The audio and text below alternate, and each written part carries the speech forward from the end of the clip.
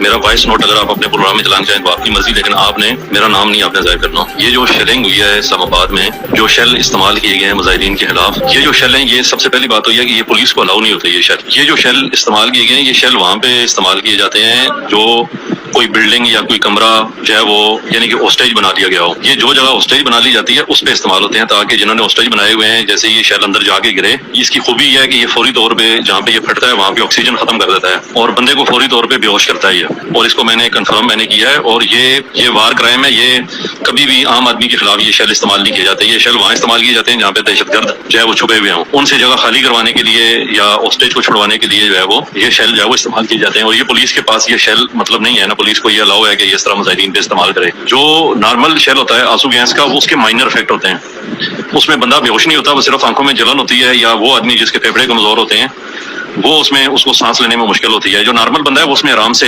گزارا جو ہے وہ کر سکتا ہے کھلی ہوا کے اندر۔ آنسو گیس کا شیل اتنا افیکٹ نہیں کرتا، یہ فوری طور پہ یہ آکسیجن کو ختم کرتا ہے۔ یہ لڑکی اٹھائے ہوئے اس طرح کے شیل جمع کریں اور اس کو لے کے جائیں کورٹ کے اندر، اور وہاں پہ اب وٹنس ایک تو مظاہرین ہوں گے، دوسرا مظاہرین کے علاوہ ایکسپرٹی کے لیے جو ہے نا یہ عمران خان کو چاہیے کہ 5-10 ریٹائر فوجی وہ آرام سے آ جائیں گے کورٹ کو اس بارے میں بتانے کے لیے کہ یہ شیل کہاں استعمال ہوتے ہیں۔ وہ 5-10 جو ہے وہ فوجی جو ہے وہ کورٹ میں پیش کر دے، مقدمہ جو ہے وہ رانے ثناء اللہ کے گلے پڑ جائے گا۔